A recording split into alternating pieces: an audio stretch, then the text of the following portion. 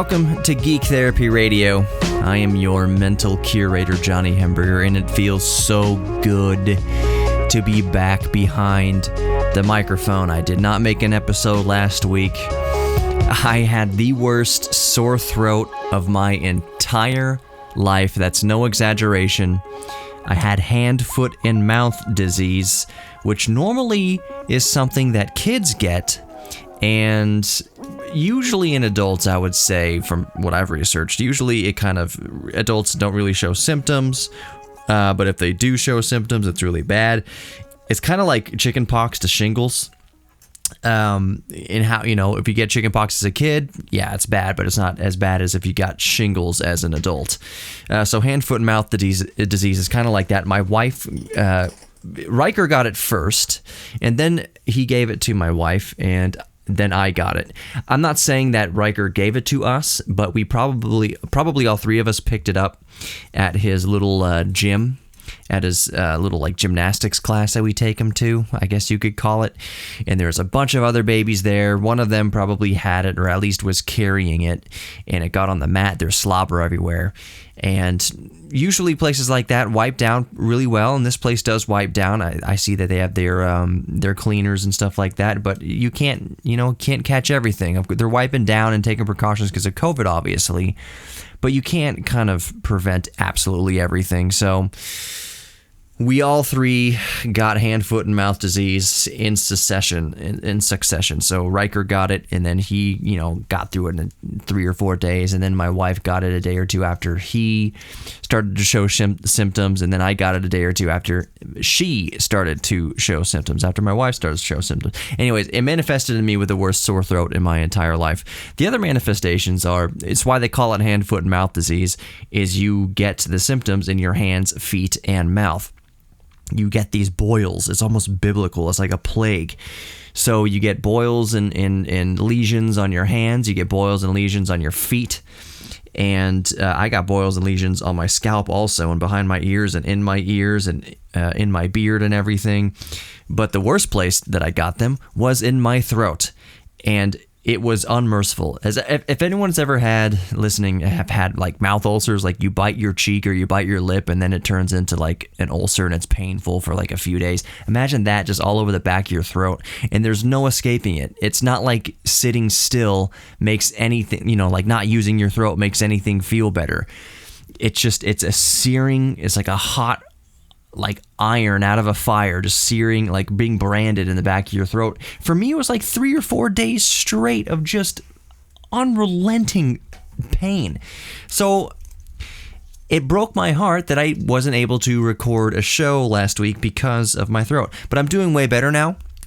The residual symptoms are that my wife and I both have lost quite a bit of taste. We're still getting like our taste buds back. I don't know how to explain it. We've lost like half our taste.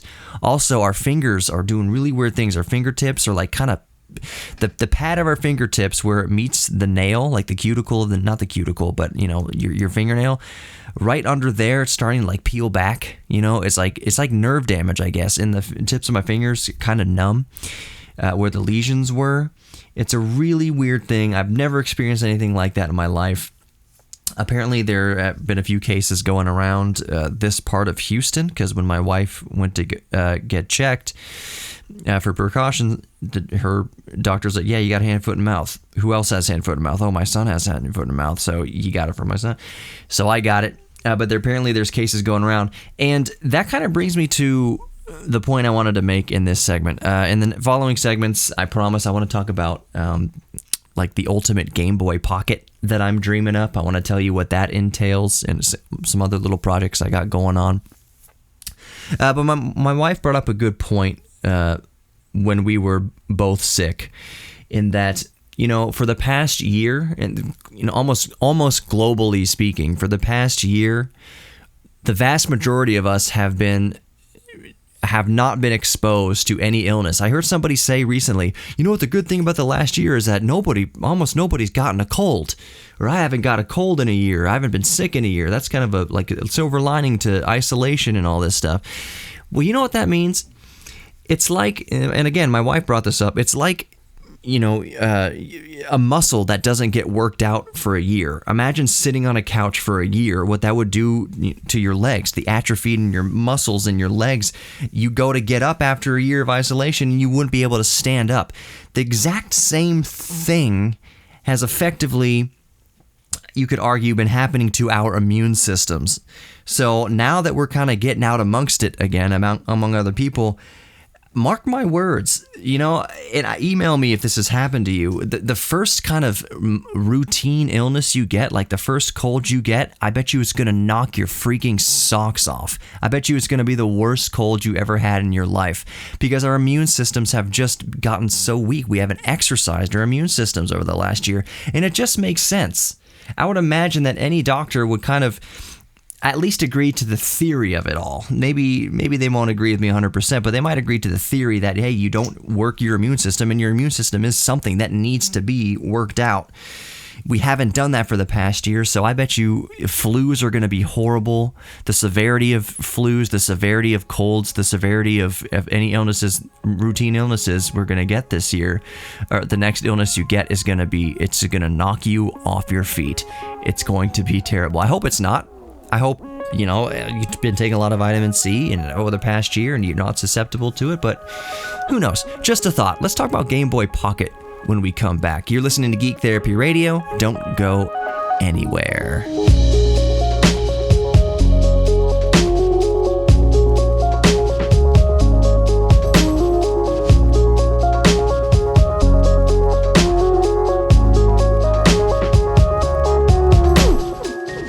Welcome back to Geek Therapy Radio. You've got your mental curator, Johnny Hemberger. We're going to talk about my ultimate Game Boy Pocket idea, what I'm tinkering with here in a moment, but I need to do some house cleaning first. The bump music you're listening to this week is new bump music. It is by Adam Young. You may otherwise have known him as Owl City. Owl City still exists to my knowledge. He still tours as Owl City. I went to a concert of his a year and a half or so ago, maybe 2 years ago now, at White Oak Music Hall. And it was freaking amazing. That dude has more talent in his pinky than most of us have in our entire bodies, and a crowd of people have in their entire bodies. So yeah, the Fireflies guy, Owl City, his name is Adam Young, and his side project, if you can call it a side project, hopefully I'm not insulting him by calling it a side project, he makes soundtracks and scores. I swear that I heard some of his music finally as background music, as a score to, I want to say it was on the History Channel. It's like The Food That Built America. I think that's the show, and I swear that I heard one of Adam Young's scores in the background of the TV show, and I was like, oh, that's great. That's exactly what he kind of wanted to do, just make some scores and background music. I think he mentioned that he kind of grew up watching movies and being almost like just as enthralled with the soundtrack of the movie, just with the orchestral arrangement of the movie, than the actual movie, as the actual movie itself. So one of his things that he always wanted to do was to make scores for TV shows and movies. Whether or not they would ever be used in TV shows or movies, that was beside the point. He just wanted to make them. So he's got several albums. It sounds like a plug for him. I just want to be clear about the bump music you're listening to. Give him all the credit where credit's due. He made several albums of scores. Something, it's called like Rushmore. It's like a score, like if you made a movie, building Mount Rushmore. If you made a movie climbing Mount Everest. If you made a movie about the Apollo 11. If you made a movie about Challenger. All these are albums, are scores that he's made. You can call them EPs or full-length albums, whatever you want to call it. But that's just kind of where this music comes from. And this song is called Pale Blue Dot. And I'm trying to remember the album it comes from. Oh, it's Voyager 1. He made it in October of 2016. The album is called Voyager 1. So if you Google Adam Young, Voyager 1, Pale Blue Dot, you'll come up with that song. And it's very relaxing to listen to. All those albums are just very relaxing to listen to. There's no words, there's no lyrics on anything because they are musical scores. And it's very nice to relax to. What was the other house cleaning? Oh, I sound different, don't I? I have put the RCA 77DX, I'm looking at it right here. I've got two boom arms clamped to my table right now, and I've kind of have the RCA 77DX ribbon mic off to the side. Going back and listening, I still hear a little bit of a buzz. And I still suspect that may be because just the built-in preamp to this USB interface, Tascam interface, is just not enough. And that's not a discredit to Tascam. I mean, you're listening to the Tascam mic pre right now with my MXL V67G, my venerable go-to microphone. It's a good interface. It's an excellent interface. But again, a lot of modern equipment just is not built to have the gain structure, enough gain and enough clean gain to power or to boost the signal from the very weak signal from vintage ribbon microphones, even if you are using a cloud lifter or inline booster, which I am. So 77DX is sitting in the corner right now. I will bring it back out when I plug in my good mic pre, the Universal Audio 4710D. I will test out the 77DX again with that good mic pre, but for now, 77DX is off to the side. You are listening to my tried and true MXL V67G that I've had since 2003. It's not $100 anymore. I saw it on Amazon for like $83, for like around $80. It wasn't even Prime Day. It's just that's how much the microphone is now. I highly recommend, for under $100, I cannot think of a better microphone than the MXL V67G. They also have a V67 HE. It's like Heritage Edition. It's just different colors. It's all the same internals. It's all the same body and everything. It just looks like brass and silver. It looks really cool. I thought about getting one just because it looks so cool. My V67G is happily accidentally modified. I said several shows ago, maybe over a year ago, I mentioned that I accidentally rubbed some gold off of the diaphragm when I was cleaning it, and I thought I ruined the mic, but it actually made the mic sound better, more air in the top. I can't recommend that accidental mod to you if you get a V67G, but I mean, it's under $100, and depending on your budget and how much of a baller you are, I guess, sure, tinker with it. If you can stand losing $80, stand losing $100, yeah, bust it open, take a Q-tip and rub just a teeny tiniest, lightest amount of gold off of the diaphragm. It might open up the top end of the mic a little bit more. The top end of the mic was already great. It's a little more airy now. Anyways, the ultimate Game Boy Pocket. Here's my idea. So I have 3 Game Boy Pockets right now. So the first Game Boy Pocket I have, it's right here. I'm going to tap it on the mic. It's the blue one, my blue one that still has my initials in it, that I bought in 1996, I believe, is when the Game Boy Pocket came out. And then the Game Boy Color was 98, I believe. Anyways, I bought this Game Boy Pocket, this blue one, with my own money. 1996, how old would I have been? 12 or 13 years old. The only mod that I've done to it is I put a glass screen on it. Otherwise, it's completely bone stock LCD, completely stock from when I bought it at Best Buy back in 1996. So the second Game Boy Pocket that I have is my dream Game Boy Pocket as far as original Game Boy Pocket goes. It's the DMG colors, so the original fat Game Boy with the gray and the kind of purpley burgundy buttons and the gray bezel, screen bezel. That's the second one I have. That permanently lives in a sock. I don't bring it out. I did put a glass screen on it. I just love that color scheme. It's the kind of OG, like I said, DMG 001 or 101, whatever the original fat Game Boy brick was. It's that color scheme, and I had to have it in my collection, and I got it a few years ago, and it's like one of my most prized Game Boys. All right, so the third one I have is a complete tinker project. So when I ordered it with the Funny Playing version 5 IPS screen, and it is freaking wonderful. An IPS screen in a Game Boy Pocket is an absolute delight. I freaking love it. I also have 2 EverDrive GBs at this point, Crix EverDrive GB flash carts. I've got the original one, and then I have the GBX7. But back to the Game Boy Pocket in particular, this one. So it's red. It's got a red shell. I don't know if the shell is original. It looks and feels original.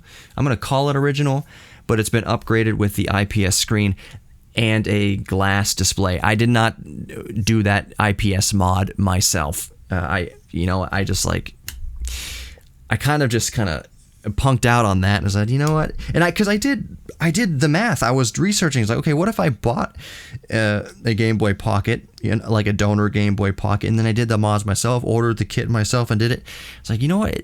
I really wouldn't be saving that much money. When it all comes down to it, it was something like it just wasn't enough to kind of be worth the time to me. I would love to mod it myself. I would love to install an IPS screen myself. And if I didn't have a child, I would absolutely do that. But it was just kind of like this project that I didn't, I kind of bit the bullet. I punked out and said, I'm just going to buy the one with the IPS display. But I'm going to add to it.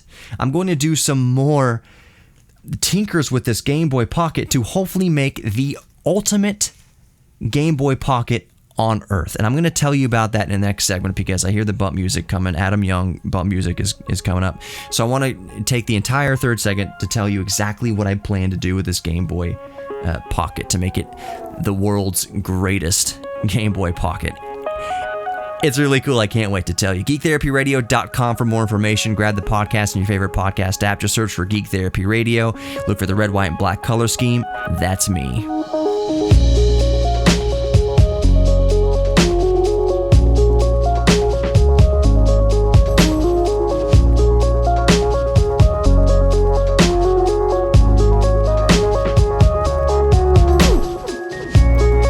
Welcome back to Geek Therapy Radio. You've got your mental curator, Johnny Hemberger. Remember, you can always contact me anytime you want. I still need to get back to some emails. I had just been feeling so crappy the last week or so that I wasn't really responding to much of anything. In fact, my boss at the museum was like, you need to just go off the grid for the rest of the week. Just stop working. Health is important. Take it easy. So that's exactly what I did. I've gotten a few emails. A listener to the show, I believe his name is Ed. I'm sorry if I'm making a mistake, but I will correct that. He's a pilot, and every time I read his emails, he's telling me about his pilot escapades, and I'm just like, man, it reminds me. He's like, I need to get my pilot's license. I want to get my pilot's license. I do not want to go to my deathbed having not gotten my pilot's license, and it just kind of priorities. I've got a child. I don't think I can even start taking flight lessons. Maybe I'm just making excuses. I was going to say maybe until Riker's 2 or 3 years old or something like that, but I think that's maybe just an excuse. I just have to prioritize time and money if I want to take pilot training. So every time I read Ed's email, I'm just like, oh gosh, I got to get my pilot's license. I live so close to an airport, even though I live between Sugar Land Airport and Houston Southwest Airport. And it was kind of tough taking lessons because I inquired a few times over the past year during COVID times, and obviously it's cramped quarters and not a lot of flight schools were offering lessons, but that may be easing up a bit, especially people getting vaccinated. So it's worth checking out again. But anyways, you can always contact me, my email, just johnny@geektherapyradio.com. I don't have my iHeart email anymore, by the way. It's kind of, I never even thought about that, but I don't have the iHeart email. The 8-Bit guy, David Murray, was texting me the other day. He's like, I guess you don't have the iHeart email. I've been trying to reach you about something. On that note, look out for some content with me and the 8-Bit guy coming up soon. I don't want to give too much away, but we are working on something, and it's going to be fun. It's going to be really fun to have David Murray here, the 8-Bit guy, and we're just going to go tinker around with stuff. You'll see. It'll be on it might be, I don't know if he's going to make a video for his channel. I mean, his channel is over 1 million subs. My channel is not. But the video that I produce is most likely going to be on the museum's channel, and that is just another plug for if you've been following Geek Therapy Radio on YouTube, which I do have more content in the pipeline, I promise, for my personal YouTube channel. But if you want to keep up with me, week to week on what I'm up to, subscribe to the Houston Museum of Natural Science YouTube channel. that is what I work on. I'm the YouTube channel manager for the Houston Museum of Natural Science. So if you want to see what I'm working on, it's basically Geek Therapy Radio content on the museum's YouTube page. So make sure you go subscribe to Houston Museum of Natural Science YouTube channel. It's my job to kind of up the quality of it and content of it, and that's exactly what I'm doing. So, and tell your friends to subscribe too. It's a very fun channel now. We recently went, and I promise I'll get onto the Game Boy Pocket here in a second. We went to the wastewater treatment plant in West University by Rice. It is the oldest wastewater treatment plant in Houston. It is also the smallest, and I got poopy water splashed into my face several times because I went back several times to get more of the story and make sure I was getting things right. But if you ever wonder what happens to your turds after you flush it, go watch that video. It's the wastewater treatment plant video on the Houston Museum of Natural Science YouTube channel. Had a lot of fun. Very smelly. All right. Anything else? Oh, yeah. Geek Therapy Radio, Facebook, Instagram, YouTube, all that good stuff. Just look for the red, white, and black color scheme. That's how you know you've got me. So, the Ultimate Game Boy Pocket. Here is the list of mods that I have yet to do with it, and I don't know if all of this is going to work. So one of the, if you aren't already aware, maybe some of you listening are already thinking about this, when you put an IPS panel display into a Game Boy Pocket, you really strain the power requirements of the Game Boy Pocket. Remember, the Game Boy Pocket only uses 2 AAA batteries, not AA, AAA battery. The Game Boy Light actually uses AA batteries, which Game Boy Light is basically a Game Boy Pocket with a Indiglo backlight. Anyways, the Game Boy Pocket only used 2 AAA batteries, and there's a voltage regulator in there. It's a step-up converter, which takes the 3 volts effectively of two brand new alkaline AAA batteries, 1.5 volts in series. That's 3 volts. It runs into a voltage regulator step-up converter inside the Game Boy Pocket, which steps it up to the 5 volts required for the CPU, and I think the screen, the LCD screen at least, require like 19 volts thereabouts. The point in the IPS screen is similar. It requires more than the 3 volts that the AA's put out. So 3 volts from the AA batteries goes into the step-up voltage converter, which ups it to 5 volts. There's another converter somewhere else that ups it to 19 for the screen. I don't know exactly how it works. The point is that the 3 volts gets up converted in the electronics at least one place to make the electronics work. And that just puts more load. That's more current. When you step up voltage, you're going to be taking more current from the original 3 volts. So you're going to be draining the batteries all that much harder. And AAA batteries already don't have a ton of capacity. They don't have the discharge rate that AA's do. So it's a lot of strain on the system. So a very popular mod, and this is what I'm going to do with the Game Boy Pocket.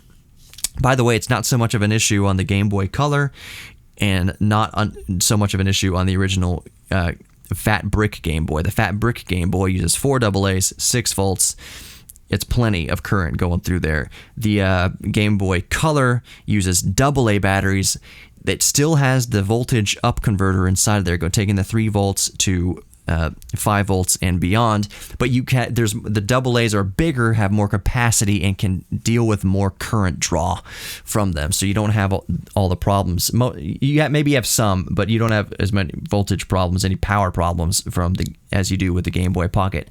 To add insult to injury, most of us, including me, I use nickel metal hydride, just standard rechargeable batteries, in my Game Boy Pocket. So instead of 1.5 volts nominal voltage that alkalines use, nickel metal hydride rechargeable batteries have a nominal voltage of 1.2 volts. So really what's happening in the Game Boy Pocket when you're using rechargeable batteries is that you have 1.2 volts plus 1.2 volts because they're in series. So you have 2.4 volts being fed into a step-up voltage converter going to 5 volts. So you're putting even more current strain on rechargeable batteries. So you have the IPS display taking its toll. If you use a flash cart like Crix's EverDrive, forget about it. It's really hard to do. Maybe you boot a game like once or twice on a fresh set of fully charged rechargeable nickel metal hydride batteries.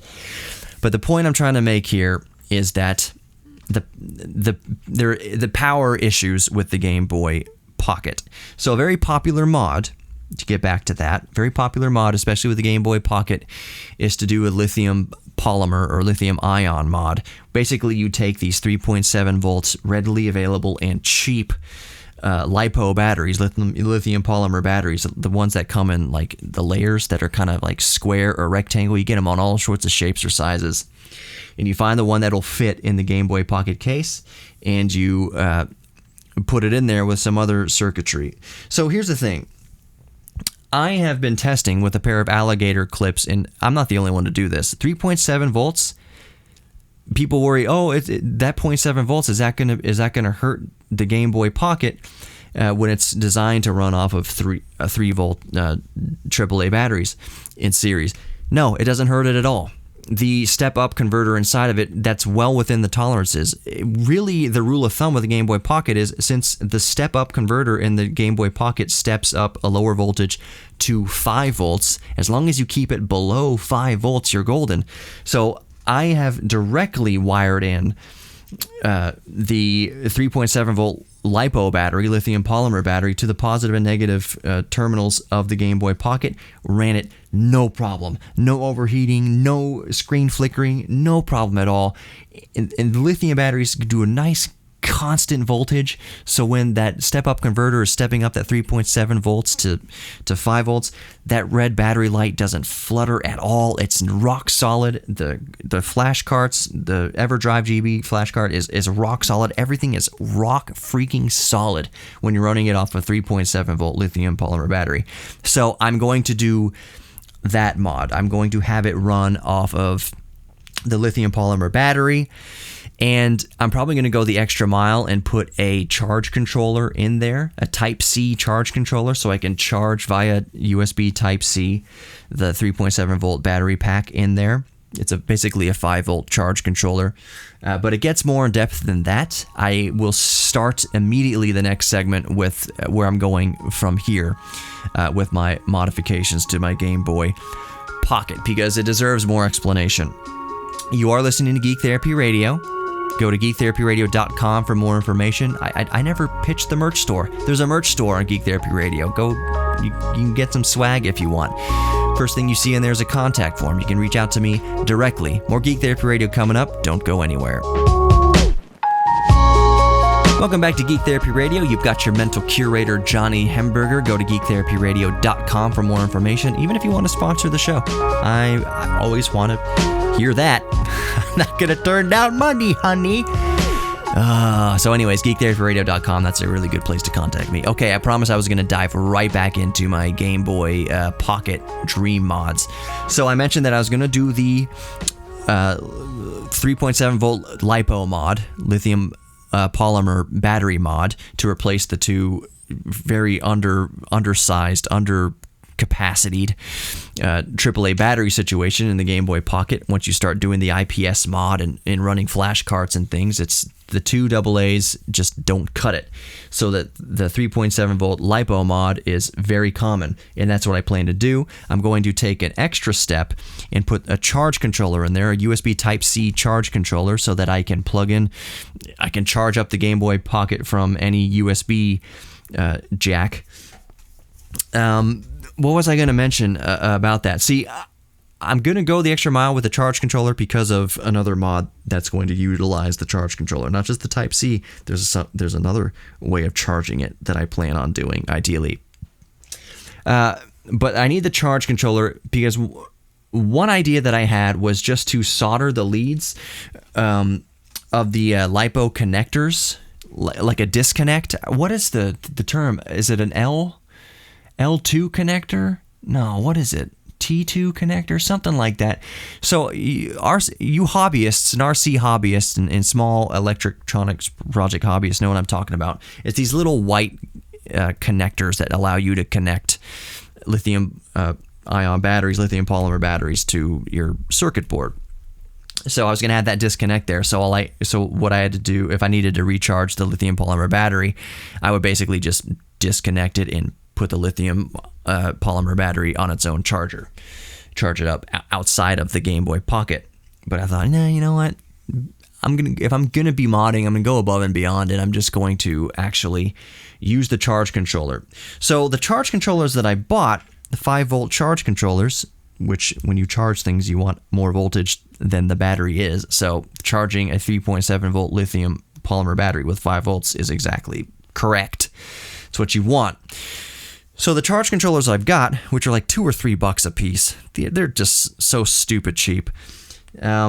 You can charge with Type-C, but on both sides of the Type-C connector, you have a positive and negative alternate power input. So guess what I want to use to be able to supplement the charge of the Game Boy Pocket. When I'm not around a USB Type-C port, I have sourced, just on Amazon like anywhere else, the perfect sized 5-volt, almost perfect size, almost, like the width is perfect, the height is it goes over the cartridge slot just like a couple millimeters, but close enough. It's a solar panel, a 5-volt, 150 milliamp solar panel. 150 milliamps for charging is, it's not that much. It's not that much. When I'm charging over Type-C, it would be charging at like 2 amps, so like 2,000 milliamps or 1,000 milliamps, 500 milliamps at the least. But 150 milliamps charging power in like perfect direct light, it is something. It will technically charge the battery. So I'm going to take the leads. Remember that charge controller I'm talking about with the 2 extra plus and minus next to the Type-C input? I'm going to take the plus and minus leads of the 5-volt, 150 milliamp hour solar panel to those extra inputs next to the Type-C port on the charge controller with a diode, obviously, so I don't feed power back into the solar panel. I'm going to use that so that if I'm away from an outlet, all I got to do to charge the Game Boy Pocket is flip it over and let that solar panel face a light source. I mean, it could face a bright incandescent bulb. It can be in the window, kind of looking at the sun. Solar powered. I wonder what I would call this. I haven't seen this. There was a university somewhere that made a solar powered Game Boy, like from scratch. Like it was really cool, but it was jank looking, and they used like a 1-inch screen or something like that. I'm like, why didn't you just mod an actual Game Boy to be solar powered? Whatever. I'm gonna do it. I haven't seen any other solar powered Game Boys, like natively solar powered. Like, yes, you can plug in the Game Boy to the Type-C with the Type-C connector charge mod. Yes, I can take a cable from that to my big 780 watt solar panel setup and charge it, quote unquote, with solar. Sure, but I mean a solar panel attached to the back of the Game Boy that charges itself. So you could be in a desert island with no power source, and you still have your Game Boy Pocket, and you just flip it over, and it charges in the sunlight. So lithium polymer powered, solar charging capable, IPS display Game Boy Pocket. That, to me, to my knowledge, that would be the ultimate Game Boy Pocket. Now, there come some challenges. One of which, I'm going to have to Dremel out as much of the case as I can to fit. I hope to put I've got a 1,000 milliamp hour LiPo battery that I know definitely will fit in the case. I'm waiting to get a 2,000 milliamp hour battery that should fit in the case. But what I'm getting at is it might be some tight fitting around there when you're talking about wires and batteries and things like that. So one thing is going to be a challenge is that it's Game Boy Pocket. It's very small, and it's going to be a challenge to kind of solder and wire things up inside of there. The next challenge is, if you haven't already been asking yourself, Johnny, how are you going to freaking mount a solar panel on this thing? So I'm holding in my hand right here, tapping it on the microphone, the battery cover to the Game Boy Pocket. And my thought is, with the solar panel, where'd the solar panel go? It's just about as wide as this cover. It's obviously taller than the cover, but it's just about as wide as the cover. So my plan was to kind of super glue it or glue gun it, part of the solar panel, to this battery cover so it can technically be snapped off, and then put some very flat neodymium rare earth magnets, very strong magnets, like a couple of them, hot glued with a little dab of glue to the solar panel, and the other one hot glued maybe on the backside of the plastic case of the Game Boy's case, so that when I snap the battery cover on that's holding the solar panel, it adheres to it also via those strong neodymium magnets. The rub there is, what about power? How are you going to wire it up like that if it's detachable? I might do a pin type of situation.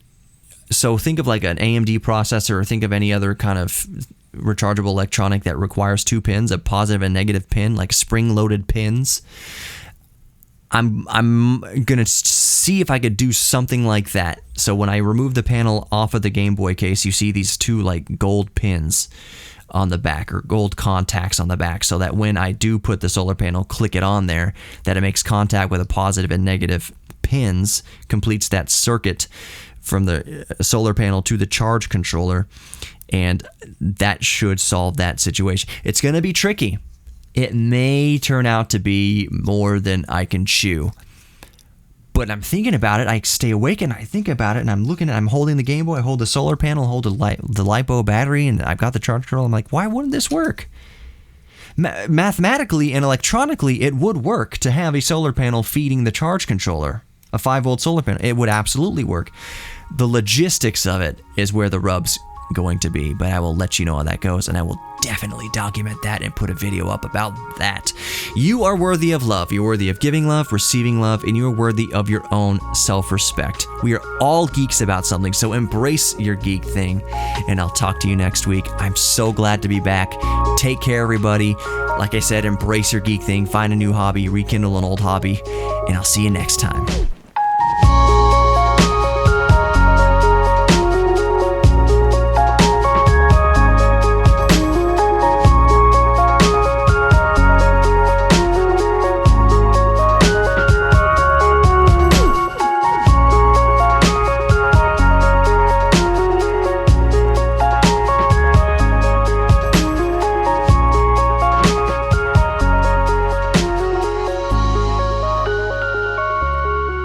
If you'd like to sponsor Geek Therapy Radio, just go to geektherapyradio.com and let's talk.